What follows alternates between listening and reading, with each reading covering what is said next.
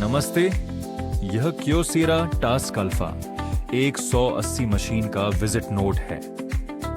मशीन में मुख्य रूप से दो दिक्कतें थीं। पहली यह कि कॉपी पूरी तरह ब्लैक आ रही थी और दूसरी यह कि बाईपास ट्रे से पेपर खुद खींच नहीं रहा था, हाथ से पुश करना पड़ रहा था।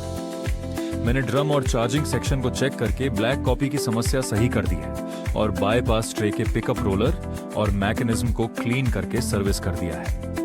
अब मेन ट्रे और बाईपास ट्रे दोनों से टेस्टिंग ओके है। मशीन प्रॉपर काम कर रही है।